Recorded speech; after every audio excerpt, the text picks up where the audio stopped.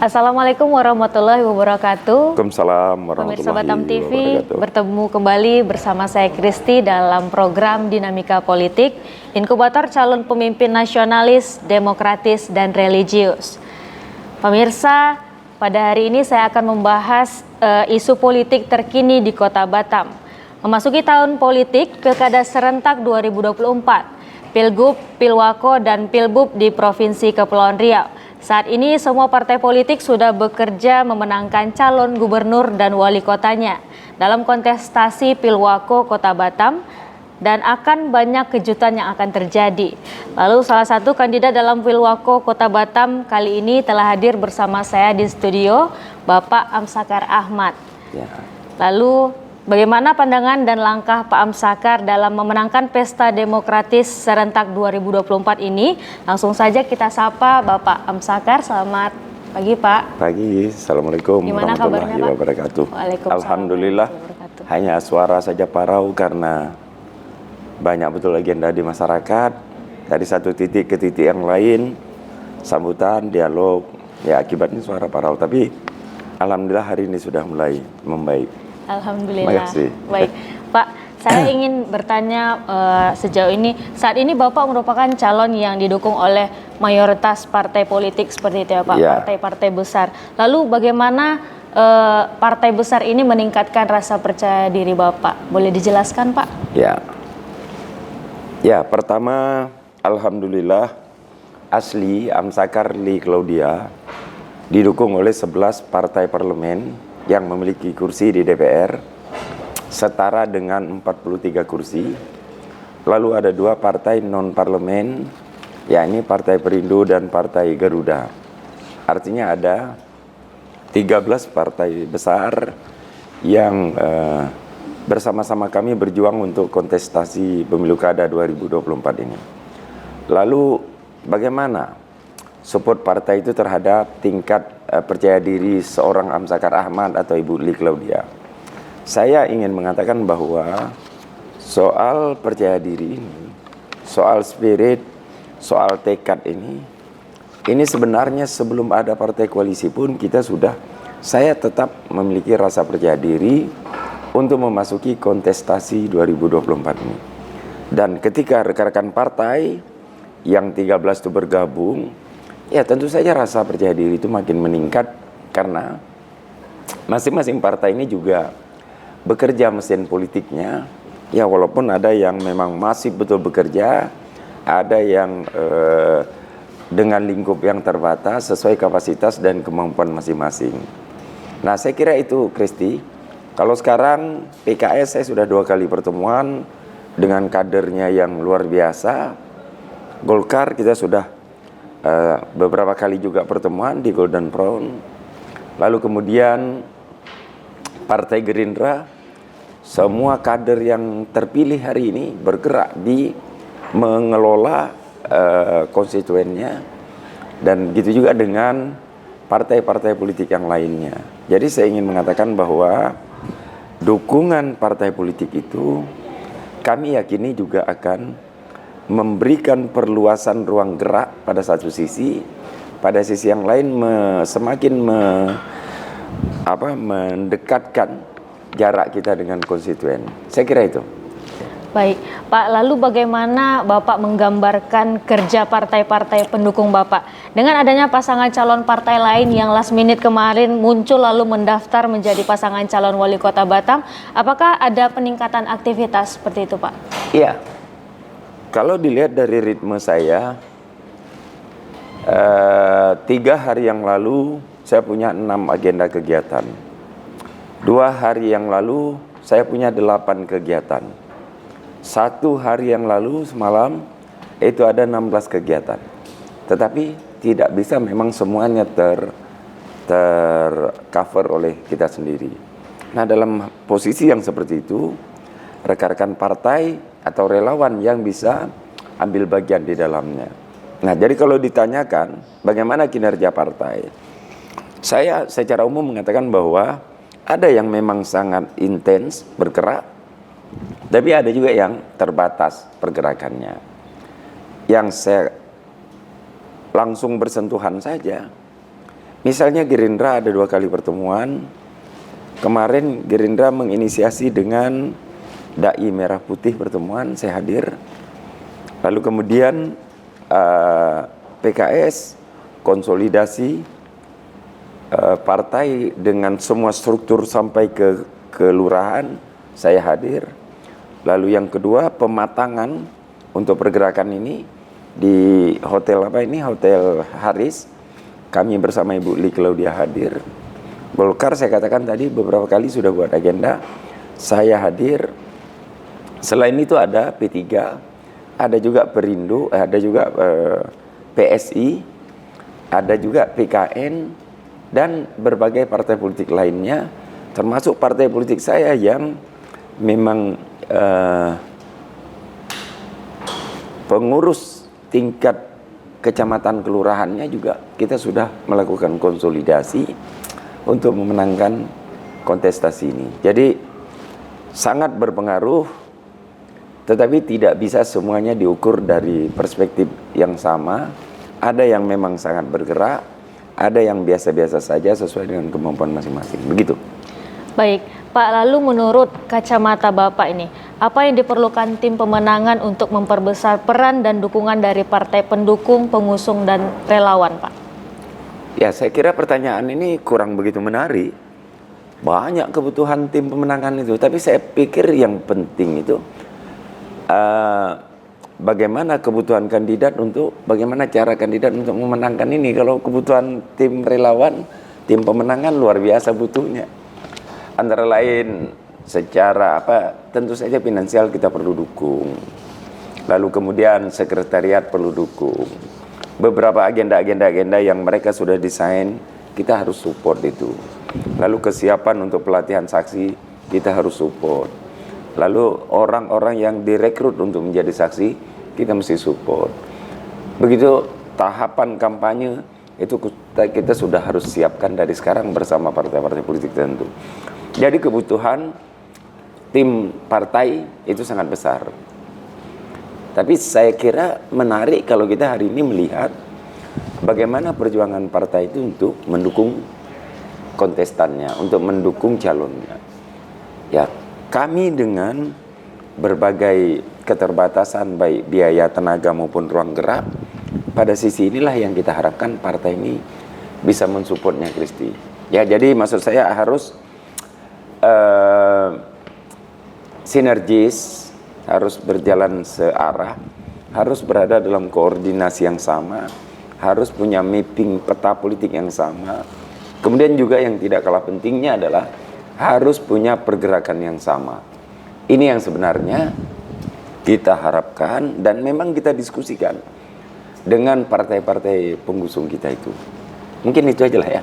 Baik, Pak. Lalu apakah boleh dijelaskan nih Pak, bagaimana hubungan antara partai dan relawan sejauh ini Pak? Ya, hubungan yang terjadi adalah komplementer, saling menutupi, saling melengkapi satu sama lainnya, kemudian sinergis, saling memperkuat satu sama lainnya.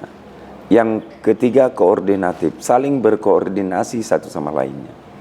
Alhamdulillah,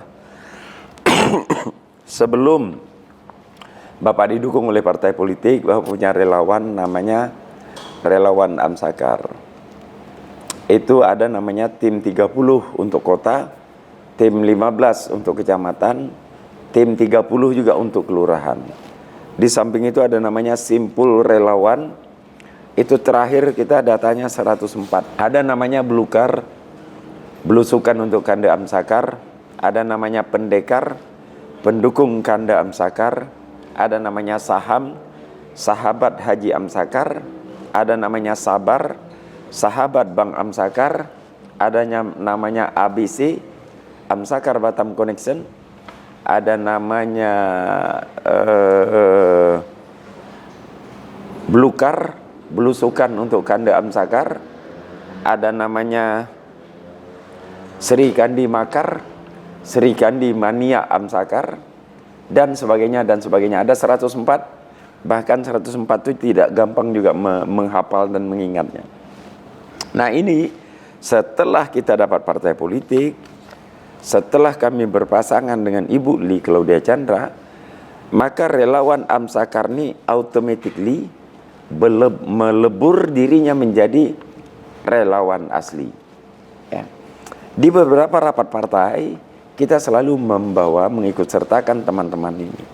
Pada saat deklarasi, kita berikan tugas bahwa kita berencana untuk di dalam 5.000, di luar 5.000, itu di samping kerja partai politik juga harus kerja para relawan.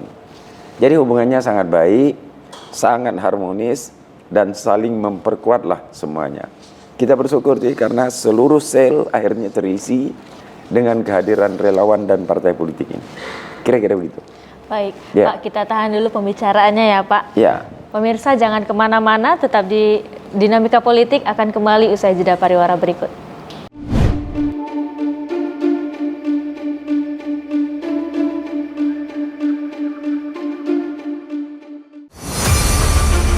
Expose Kepri. Program ini dirancang untuk memberikan sorotan khusus pada berita dan informasi dari berbagai sektor. Kedatangan Duta Besar India ini disambut oleh Kepala Dinas Pariwisata Kepulauan Riau. Usai ditambahkan sebagai Datuk Seri Satria Wijaya Negara, Panglima TNI Jenderal Agus Subianto menyempatkan diri mengunjungi Pulau Penyengat. Dengan tujuan terjadi peningkatan kerjasama khususnya di sektor pariwisata dan perdagangan yang saling menguntungkan antara kedua belah pihak. Event Sport Tourism spektakuler di Asia, Bintan Triathlon 2024 sukses digelar. Perlombaan triathlon digelar sejak Sabtu dan Minggu. Event Natuna Geopark Marathon 2024 yang diselenggarakan 12 Mei 2024 oleh Dinas Pariwisata dan Budaya Kabupaten Natuna diminati prajurit TNI. Peluncuran dan pelayaran perdana MP Putri Anggraini 07 dari Pelabuhan Harbour Bay, Batam ke Pelabuhan Putri Harbour, Johor Bahru, Malaysia. Kami memiliki Tea Room yang pertama di Asia Tenggara yang berfungsi sebagai pusat penilaian perkembangan, kegiatan pendidikan dan sesi terapi. Tayang setiap hari. Batam TV, Inspirasi Kepri.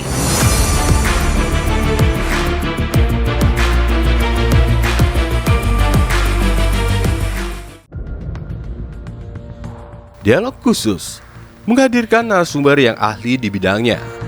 Wisatawan Malaysia yang non orang Johor juga salah satu tujuannya Johor ini. Dinas Pariwisata Kabupaten Karimun itu mempunyai target. Adanya kolaborasi, artinya tanpa ada kolaborasi harus berjalan sendiri, apalagi di unsur pemerintah. Jadi usia batu yang ada di Natuna itu sampai 188 juta tahun yang lalu. DPRD Kota Batam bersama pemerintah Kota Batam menjadi tanggung jawab kita bersama. Jadi KPP ini lahir, makanya namanya juga Kaukus. Ya, Kaukus itu sebenarnya organisasi yang sifatnya temporer. Menyoroti tema menarik dan isu terkini yang terjadi di Kepulauan Riau. Senin sampai dengan Sabtu pukul 3 sore hingga 4 sore waktu Indonesia Barat. Hanya di Batam TV, Inspirasi Kepri.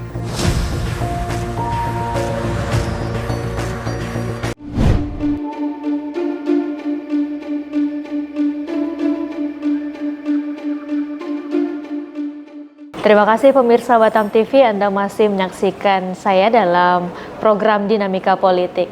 Baik, Pak, tadi Bapak sudah menyebutkan bahwa ada banyak relawan Bapak seperti itu ya Pak, ada 104 kira-kira ya Pak. Ya. Lalu saya ingin bertanya nih Pak, apa saja yang sudah dilakukan oleh relawan-relawan tersebut di Batam Pak?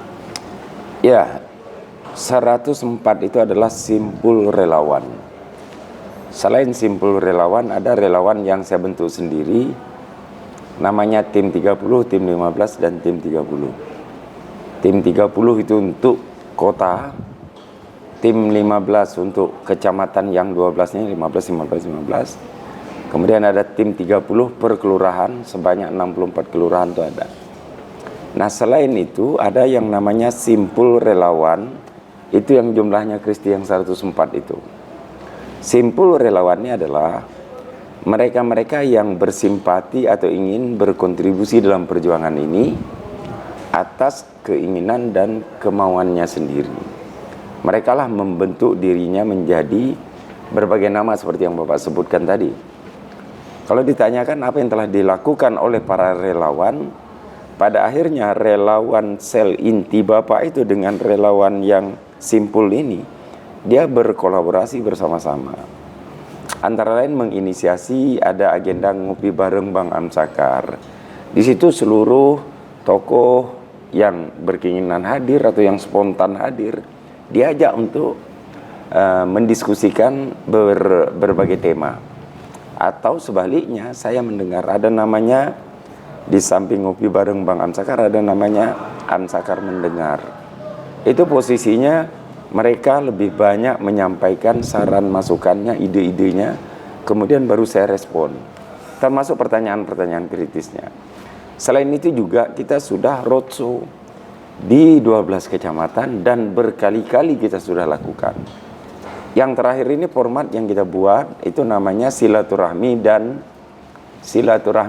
bincang santai bersama Asli. Silaturahmi dan bincang santai bersama Asli itu sudah kita lakukan di Nongsa, Kecamatan Nongsa. Lebih dari 1.000 orang yang hadir. Di Galang lebih dari 1.000 orang yang hadir. Di Bengkong lebih dari 1.000 orang yang hadir. Di Lubuk Baja lebih dari 1.000 orang yang hadir. Di Belakang Padang lebih dari 1.000 orang yang hadir. Kemarin itu di Batu Haji lebih dari 1.000 orang yang hadir. Karena saya bilang para relawan, saya mau buktikan kerja adik-adik semua, kawan-kawan semua, hendaknya musim kondisi terkini kehadiran itu sebaiknya 1.000-an lah. Kalau kehadirannya 10, 20 atau 100, 200 berarti akan banyak sekali waktu yang kita gunakan untuk mengunjungi satu titik. Tapi kalau dia sudah 1.000-an yang hadir, kita bisa tidak begitu banyak titik yang kita bisa kunjungi, tapi langsung tergarap ke segmen-segmen khusus yang detail itu. Kesimpulan, sudah banyak hal yang dilakukan oleh para relawan. Dan saya berterima kasih atas support yang luar biasa untuk semuanya. Di samping juga membantu saya mendistribusikan properti. Ada foto-foto Amsakar jalan, itu relawan yang ngerjain. Ada spanduk-spanduk, itu relawan yang membuatnya. Kemudian di rumah ada posko-posko yang diinisiasi oleh mereka sendiri. Itu relawan yang paling mengambil andil dalam peran itu. Karena apa? Karena memang kami dengan partai politik tidak lebih 2 bulan terakhir. Sebelumnya kan relawan yang bekerja. Jadi banyak sekali, Kristi. Baik, artinya dari kegiatan-kegiatan yang dilakukan dari relawan Bapak ini, berarti bisa menampung aspirasi dari masyarakat seperti itu ya Pak? Ya, apapun aspirasi yang berkembang di masyarakat, mereka selalu sampaikan ke saya. Apapun informasi-informasi yang terkait dengan kompleksitas persoalan yang dihadapi, mereka sampaikan kepada Bapak. Tetapi kalau memang mereka membuat sebuah acara Bapak hadir, kita malah langsung membangun komunikasi yang dialogis langsung dengan masyarakat itu. Tapi banyak sekali lah saran masukan yang kemudian memperkaya saya, memperkaya kami dalam memformulasikan visi misi kami ke depan gitu. Jadi itu manfaat paling besar yang kita rasakan. Baik, lalu Pak, saya ingin tanya bagaimana visi dan misi Bapak sebagai calon wali kota Batam itu sendiri Pak, untuk mengembangkan kota Batam di 5 tahun hingga 10 tahun ke depan Pak. Singkatnya, kami memaknai, kami menerjemahkan, bercita-cita, menginginkan visi kami ke depan itu Batam Maju. Ya. Batam Maju itu adalah akronim dari sejumlah kata. Bersih, aman, tertib, akuntabel, modern.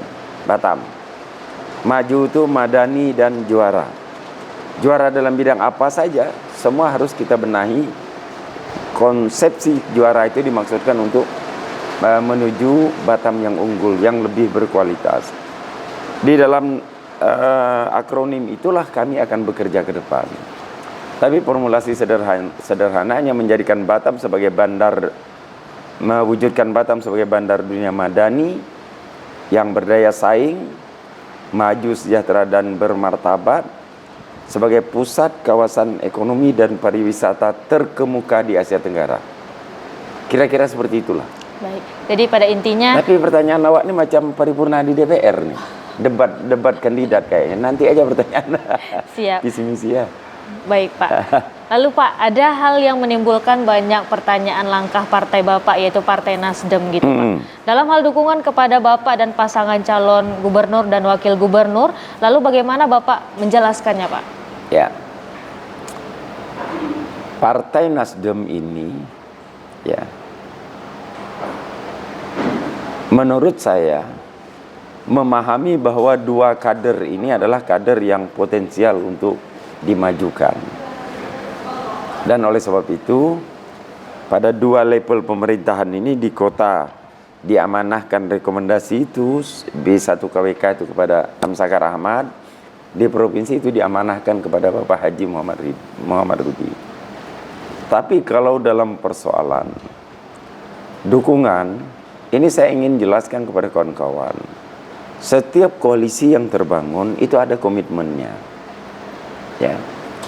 Ada komitmen-komitmen tertentu yang harus kita pegang, yang harus kita sepakati. Saya dari jauh-jauh hari itu sudah membangun komitmen dengan Partai Gerindra. Dan ini bahkan berdiskusinya di ruang ketua umum saya, Pak Surya Paloh. Lalu setelah itu kita berkomitmen dengan Partai Golkar. Berikutnya adalah sejumlah partai lain yang menjadi bagian dalam Koalisi Indonesia Maju, bahkan sudah Kim Plus sekarang. Nah, kita pada mulanya berpikir bahwa di Batam ini akan ada dua kontestan yang dalam tanda petik beraroma Nasdem. Paham terjemahannya ya? Akan ada dua orang yang mungkin maju beraroma Nasdem. Satu asli pakai baju Nasdem, yang satu kader yang pernah dibesarkan oleh Nasdem. Kalau seandainya dua kontestan ini berjalan, maka dia akan linear, satu calon gubernur dengan kontestan yang satunya lagi. Tidak mungkin yang situ akan mendukung kontestan yang lain. Bagaimana cara menjelaskan ini ya? Kamu paham enggak? Gini, kalau tadinya ada dua kontestan ya, yang akan bersaing di sini, yang beraroma Nasdem, Bapak maksudkan itu satu murni dari Nasdem, satu pernah dibesarkan oleh Partai Nasdem, pernah menjadi kader Nasdem. Yang ini nanti mungkin akan berkoalisi dengan calon gubernur dari Partai Nasdem. Tidak mungkinlah calon Partai Nasdem yang satu ini mau berkoalisi juga dengan gubernur yang Partai Nasdemnya, karena yang ini pasti akan ke jalur sebelah itu. Nah, karena itulah kita membangun komunikasi dengan berbagai partai politik yang antara lain dari Gerindra dan dari Golkar, serta dari PKS, dari PKB, dari berbagai partai yang lainnya. Karena jalan ini terus, proses ini terus bergulir, akhirnya yang terjadi hampir satu orang di Batam sebelum ada putusan MK.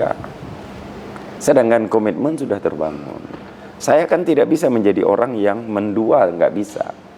Pada sisi yang lain, ketua umum kami itu juga memahami eskalasi yang terjadi di daerah. Sehingga tidak ada hal yang harus membuat kami ini seperti terikat satu sama lainnya, enggak. Ya maksud saya di Batam berjuang dengan pola saya dan koalisi saya. Sahabat saya di provinsi silakan berjuang dengan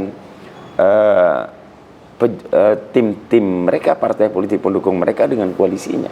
Kan nggak masalah itu. Kita bisa bergerak, kita bisa bergerak dengan langkah kita masing-masing.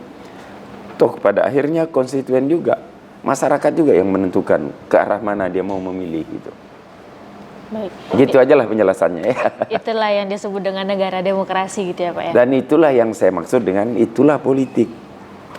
Itulah politik gitu. Selalu politik ini tidak bisa dibaca secara linear dan selalu tidak 2 tambah 2 sama dengan 4. politik kadang-kadang membaca 2 tambah 2 sama dengan 6 kurang 2. Kadang-kadang politik membaca 2 tambah 2 sama dengan 100 kurang 96. Kira-kira begitu. Banyak segi-seginya, banyak kisi-kisinya. Baik, Pak. Lalu masyarakat Batam nih Pak sudah melihat baliho Bapak Gubernur yang didukung Partai Nasdem dengan foto pasangan Bapak sebagai pasangan calon wali kotanya. Namun belakangan berubah dengan pasangan calon lain. Bapak sendiri secara terbuka menyatakan dukungan pada pasangan calon gubernur yang didukung oleh Partai Koalisi Golkar. Ya. Apakah itu tidak bahaya, Pak?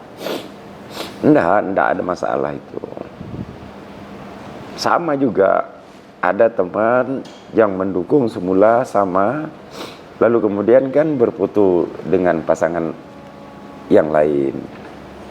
Nah, begitu juga dengan saya, memang dari awal pasangan calon kita ini lain. Itu biasa aja dalam politik, ya. Nggak usah kita risaukan dengan soal itu. Tapi khusus untuk saya katakan saya berkomitmen dengan beberapa partai politik pada saat rekomendasi keluar, pada saat B1 KWK keluar. Bahkan Sekjen langsung memerintahkan calon kepala daerah, wakil kepala daerah yang digusung, yang kami gusung harus linear mulai dari pusat, provinsi sampai ke kota, kabupaten. Partai yang lain lagi juga menyatakan seperti itu. Ya, semua B1 KWK yang kami keluarkan ini dengan syarat harus linear, baik di Jakarta, di provinsi maupun di kota, kabupaten. Jadi itu hanya persoalan komitmen politik yang terbangun. Tapi saya terus terang harus betul-betul mematuhi komitmen itu. Kalau enggak, bagaimana ukuran hidup kita ini kalau kita tidak berkomitmen? Jadi maksudnya tidak adalah bahaya begitu. Ini kan hanya seni dalam perjuangan saja, Kristi, gitu. Baik, Ya. Pak. Lalu Pak, bagaimana Bapak bicara kepada konstituen atau calon pendukung Bapak agar lebih mudah dipahami seperti itu, Pak? Ya, pendekatan yang saya lakukan kepada publik, kepada konstituen adalah pendekatan yang berangkat dengan apa problem yang dihadapi oleh mereka. Pada sisi itu saya akan mengurai kebijakan-kebijakan yang akan kami buat. Yang kedua, saya akan menyampaikan apa yang menjadi program unggulan kami untuk 5 tahun ke depan. Nah itu biasanya yang audien ini, konstituen ini atau publik ini nanti akan memberikan responnya dengan variasinya masing-masing. Yang ketiga, saya akan sampaikan apa urgensinya atau apa dasar pertimbangannya sehingga saya memilih di jalur ini. Saya katakan bahwa saya ini sudah 27 tahun berumah di pemerintah Kota Batam. Artinya hampir separuh perjalanan usia saya ini habisnya di Pemko Batam. Penting bagi saya untuk berkontribusi di rumah yang saya dibesarkan itu. Yang kedua, saya ini sudah 2 periode sebagai wakil. Tatkala pimpinan saya harus menentukan, memilih tempat yang lain, rasa-rasanya bukanlah berlebihan kalau estafet ini kita yang meneruskan. Itu yang sering saya sampaikan kepada publik. Jadi bukan ujub-ujub menggebu tak tentu arah karena ambisi personal, karena obsesi-obsesi tertentu, atau untuk memperkaya diri, untuk menambah harta, itu tidak ada dalam kepala saya, dalam pikiran saya. Jadi Amsakar Ahmad ini gini juga. Style saya 27 tahun yang lalu di pemerintah Kota Batam ya begini juga. Karena lebih karena panggilan hati dan ingin berbuat bagi negeri. Itu juga beberapa kali saya sampaikan kepada masyarakat. Nah, atas dasar hal itu, biar nanti masyarakat secara cerdas melihat kompetensi, kelayakan, juga melihat barangkali juga sampai ke obsesi atau ambisi personal seseorang kandidat. Biar masyarakatlah yang menilai itu. Jadi pendekatannya problem yang mereka hadapi, kemudian program yang akan kami lakukan, Berikutnya latar belakang mengapa saya harus maju dalam kontestasi. Itulah rata-rata tema yang kita mainkan, yang saya sampaikan di masyarakat ketika turun di lapangan itu. Baik, Bapak tadi menyebutkan bahwa Bapak sudah lama berkecimpung bersama Pemko Batam gitu ya Pak. Lalu menurut pandangan Bapak sendiri, apa yang perlu dievaluasi dari pemerintahan Kota Batam ini Pak? Ataupun yang bisa dikembangkan untuk memajukan Kota Batam ini Pak? Ya,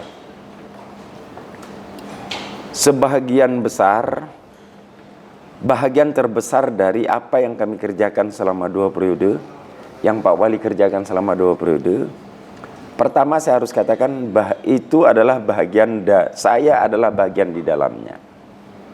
Ya. Yang kedua, kebijakan yang kami buat kemarin memang bertendensi berfokus kepada percepatan dan pengembangan infrastruktur. Infrastruktur tidak hanya pada skala makro, pelebaran jalan dan sebagainya, tapi infrastruktur juga pada skala mikro. Melalui kebijakan PSPK, percepatan sarana prasarana kelurahan, di mana setiap kelurahan itu diposting 3,5 M untuk membangun infrastruktur di kelurahannya masing-masing.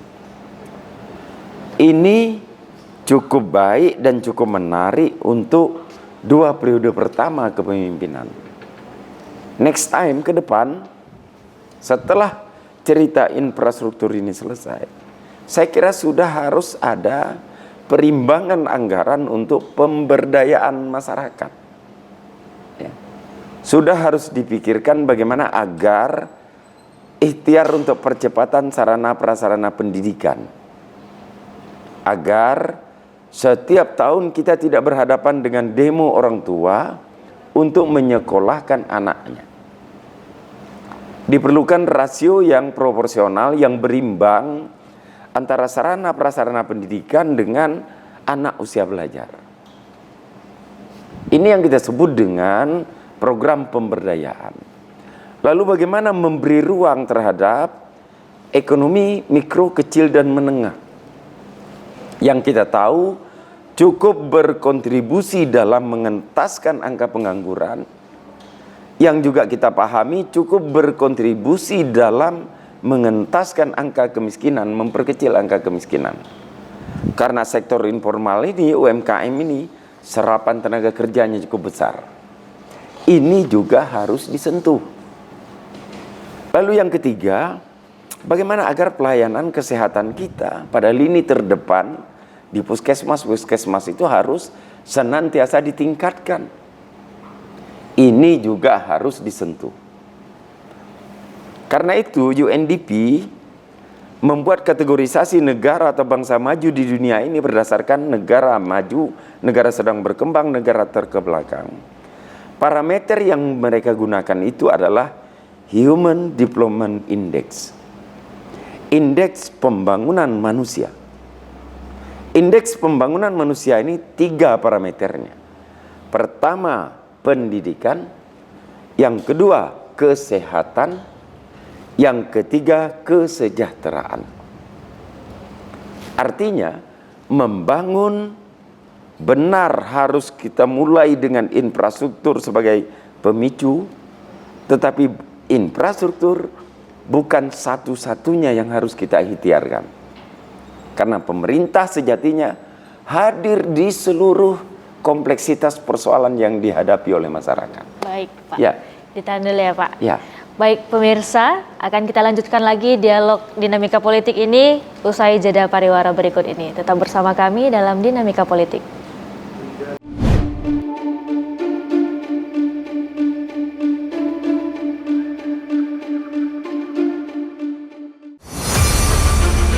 Expose Kepri. Program ini dirancang untuk memberikan sorotan khusus pada berita dan informasi dari berbagai sektor. Kedatangan Duta Besar India ini disambut oleh Kepala Dinas Pariwisata Kepulauan Riau. Usai ditambahkan sebagai Datuk Seri Satria Wijaya Negara, Panglima TNI Jenderal Agus Subianto menyempatkan diri mengunjungi Pulau Penyengat. Dengan tujuan terjadi peningkatan kerjasama khususnya di sektor pariwisata dan perdagangan yang saling menguntungkan antara kedua belah pihak. Event tourism spektakuler di Asia, Bintan Triathlon 2024 sukses digelar. Perlombaan triathlon digelar sejak Sabtu dan Minggu. Event Natuna Geopark Marathon 2024 yang diselenggarakan 12 Mei 2024 oleh Dinas Pariwisata dan Budaya Kabupaten Natuna diminati prajurit TNI. Peluncuran dan pelayaran perdana MP Putri Anggraini 07 dari Pelabuhan Harbour Bay, Batam ke Pelabuhan Putri Harbour, Johor Bahru, Malaysia. Kami memiliki tea room yang pertama di Asia Tenggara yang berfungsi sebagai pusat penilaian perkembangan, kegiatan pendidikan dan sesi terapi. Tayang setiap hari. Batam TV, Inspirasi Kepri.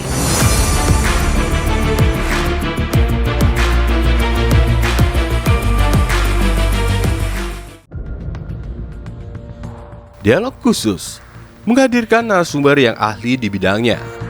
Wisatawan Malaysia yang non orang Johor juga salah satu tujuannya Johor ini. Dinas Pariwisata Kabupaten Karimun itu mempunyai target. Adanya kolaborasi, artinya tanpa ada kolaborasi harus berjalan sendiri, apalagi di unsur pemerintah. Jadi usia batu yang ada di Natuna itu sampai 188 juta tahun yang lalu. DPRD Kota Batam bersama pemerintah Kota Batam menjadi tanggung jawab kita bersama. Jadi KPP ini lahir, makanya namanya juga Kaukus. Ya, Kaukus itu sebenarnya organisasi yang sifatnya temporer. Menyoroti tema menarik dan isu terkini yang terjadi di Kepulauan Riau. Senin sampai dengan Sabtu pukul 3 sore hingga 4 sore waktu Indonesia Barat. Hanya di Batam TV, Inspirasi Kepri.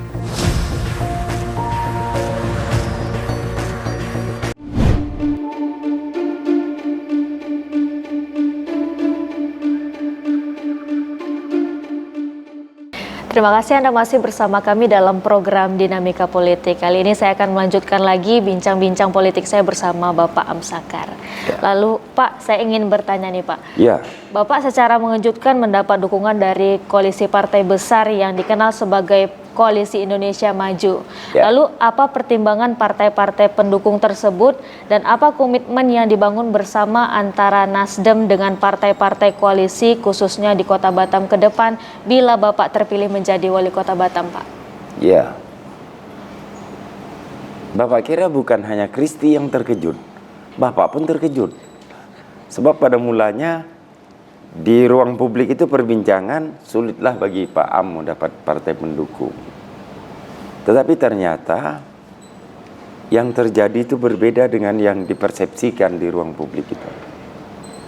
Saya kira kalau ditanyati apa pertimbangan partai politik untuk mengajak untuk menjadi bagian pendukung atau penggusung Amsakar Ahmad Lee Claudia, Bapak kira yang paling kompeten untuk menjawab itu adalah partai politik. Tetapi kalau pertimbangan pemikiran logis Bapak, barangkali rekan-rekan partai politik ini memberikan dukungan pertama karena dia terhimpun dalam koalisi yang disebut dengan Koalisi Indonesia Maju itu. Atau ada yang kemudian menjadi bahagian dalam KIM itu yang disebut dengan KIM Plus. Itu pertama. Jadi koalisi ini sudah terbentuk secara nasional dan menjadi lebih mudah nanti ketika maju para kandidat itu berkecenderungan yang sama untuk koalisi di provinsi atau di kabupaten kota. Itu yang pertama. Yang kedua, saya pikir tentu saja seluruh partai memiliki pertimbangan tentang kompetensi dan kelayakan. Di antara yang ada calon-calon yang cukup menjadi perbincangan, barangkali rekan-rekan yang 13 partai itu melihat bahwa Amsakar Ahmad Lee Claudia ini kompeten untuk memimpin Batam ini ke depan. Mengapa kompeten yang berdua ini? Karena satu, berpengalaman 27 tahun di eksekutif. Satu, berpengalaman 2 periode di legislatif. Pengalaman di eksekutif dengan legislatif ini, kalau dia dipadukan, insya Allah akan memberikan arah yang lebih terukur untuk perjuangan kita ke depan. Satu, cukup lama menjadi ASN. Yang satu pengusaha sukses. Dua hal ini kalau diberi laluan untuk memimpin Batam, apalagi Batam sebagai kawasan perdagangan bebas dan pelabuhan bebas yang butuh sentuhan entrepreneur, yang butuh sentuhan orang-orang yang bermental pelaku usaha, maka pasangan ini dianggap komplementer, saling menutupi, saling memperkuat. Kedua, barangkali ini ya. Yang ketiga, bahwa yang satu cukup mengakar di akar rumput, grassroots, yang satu langsung memiliki akses ke puncak kekuasaan. Sebagai daerah strategis yang berbatasan dengan negara serumpun, banyak sekali kebijakan-kebijakan yang kita ambil ke depan harus didukung penuh oleh pemerintah pusat. Sehingga kehadiran ini sekali lagi komplementer, saling menutupi satu sama lain. Bisa jadi tiga hal ini juga menjadi pertimbangan partai politik sehingga mereka beramai-ramai mendukung kita.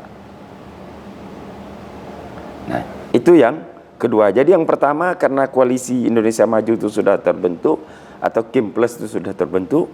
Yang kedua, karena dua figur ini dianggap kompeten sebab bisa saling menutupi satu sama lainnya, saling melengkapi satu sama lain.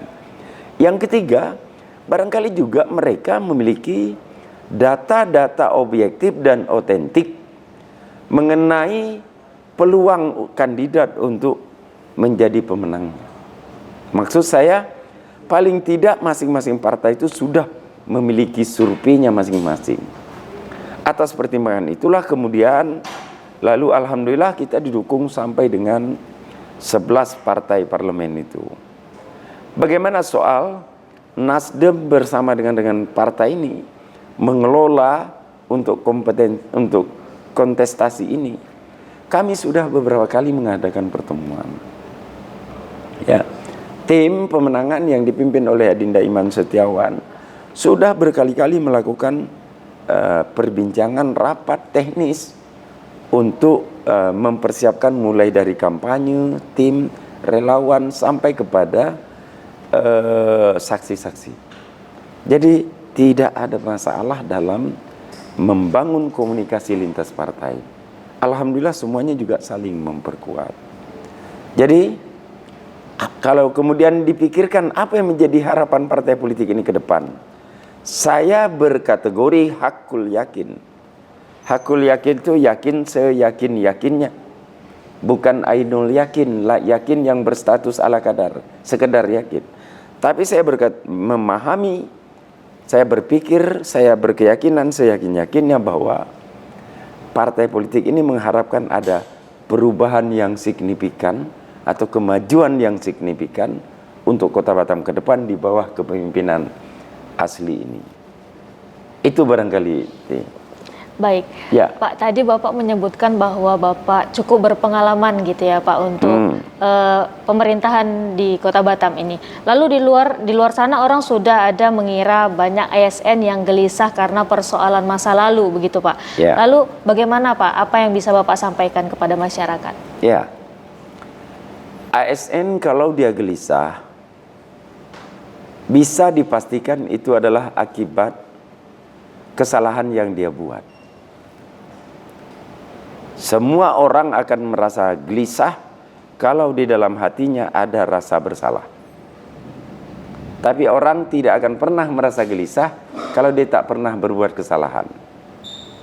Yang Bapak maksud, ASN yang gelisah hendaknya kembalilah pada koridor beliau, mereka semua sebagai abdi masyarakat, abdi negara. Saya walaupun 27 tahun, sekuat daya semampu tenaga, saya tidak ingin mengajak ASN ini untuk menceburkan dirinya dalam politik praktis. Karena apa? Karena bukan itu pekerjaan mereka. Pekerjaan mereka adalah melayani warga, menyelesaikan urusan-urusan yang dikehendaki warga, menyelesaikan tata kelola pemerintahan lain yang diamanahkan kepada mereka. Lalu bisa jadi di samping satu hal itu, yang kedua memang mereka sudah menjadi praktisi politik. Mereka yang terjun langsung tampil ke depan, menghimbau, mengajak RT RW supaya mendukung figur-figur tertentu. Sebagai orang yang cukup lama di pemerintah Kota Batam, cukup lama sebagai ASN, ini hal yang menyedihkan yang Bapak hadapi. Karena sudah banyak peristiwa politik yang terjadi di Batam, era sebelum-sebelumnya, belum ada upaya yang terstruktur, sistematis dan masif untuk menggerakkan potensi ASN. Ada ASN yang bersimpati, tapi ndaklah kita libatkan sedemikian. Maka sekarang yang terjadi sekarang, itulah menurut Bapak yang menimbulkan kegelisahan bagi mereka. Bapak hampir 2,5 tahun berjauhan dengan ASN karena memang Bapak tak mau menceburkan mereka ke dalam limbah, ke dalam kolam keberpihakan ini. Bahkan kepala dinas makin hari kelihatan makin jauh dengan Amsakar. Bahkan camat lurah makin jauh. Tapi Bapak syukuri karena mereka tidak Bapak bawa ke dalam kancah yang tidak semestinya. Ke depan mereka tidak perlu risau. Tidak perlu apa. Saya tidak ditakdirkan menjadi orang yang sibuk cari penyakit orang aja, enggak. Saya tidak, di dalam hati saya ini tidak pernah ada niat untuk memperlakukan seseorang yang berlebihan, membuat orang rugi, membuat orang celaka, tidak ada. Tidak pernah dalam hati saya untuk berpikir negatif tentang sesuatu. Nah, kalau dia profesional, bekerja baik, tahu bahwa beberapa langkah terakhir yang dia lakukan salah, lalu kemudian melakukan perbaikan untuk ke depan, ayo bersama-sama kita memikirkan pemerintahan ini. Tapi kalau memang Amsakar pun dianggap sebagai rivalitas untuk perjuangan karir dia yang ingin segera menjadi kepala dinas, ingin segera menjadi sekda misalnya, ya apa boleh buat. Kita tidak bisa mengandalkan kerja orang-orang yang setengah hati, tidak bisa. Kita butuh orang yang total. Jadi singkatnya, pandangan Bapak terhadap ASN, nomor 1 Bapak harapkan semuanya kembalilah kepada koridornya. Nomor 2, hal kedua yang Bapak harapkan, jangan terlalu dalam masuk dalam kontestasi politik. Nomor 3 yang paling penting, teruslah melayani warga. Sepanjang ketiga hal itu dapat diselesaikan, dapat dilaksanakan dengan baik, insya Allah tak ada problem kita ke depan. Gitu, Kristi. Baik, Pak. Jadi apakah dapat disimpulkan bahwa ASN pada saat ini sudah ada beberapa yang terjun ke dalam politik praktis begitu, Pak? Ya. Yang paling kompeten untuk menjawab pertanyaan Kristi ini adalah Bawaslu. Ya. Kalau saya menjawab nanti bisa membangun sebuah praduga, prakondisi untuk menduga-duga ini bermain. Tapi kalau ditanya ke publik, saya kira Kristi sudah tahu jawabannya. Baik. Ya. Baik, Pak. Lalu Pak, apa harapan Bapak terhadap jalannya pilkada serentak yang akan dilaksanakan beberapa bulan mendatang nih, Pak? Ya. Nomor 1 yang saya ingin sampaikan bahwa saya dengan sahabat saya kontestan satunya, kami ini sangat akrab. Ya, kami bersahabat baik, kami saling sering ngopi bersama, bukan sering, beberapa kali ngopi bersama, kami selalu berdiskusi cerdas dengan sahabat saya yang satunya Nadi. Ya. Jadi Asli dengan Nasdi ini adalah sahabat yang baik. Dan oleh sebab itu saya mengharapkan agar pilkada yang berlangsung ke depannya adalah pilkada yang gembira. Pilkada yang tidak usah mengurus penyakit orang, tidak usah membahas daftar dosa orang, tapi pilkada yang memungkinkan terbuka ruang untuk menjual ide-ide yang brilian ke ruang publik. Sehingga pilkada ini juga pilkada yang kita harapkan mencerdaskan. Selain itu, Bapak harapkan agar ya seluruh konstituen tidak perlu harus mengangkat narasi-narasi yang sifatnya negatif campaign atau black campaign.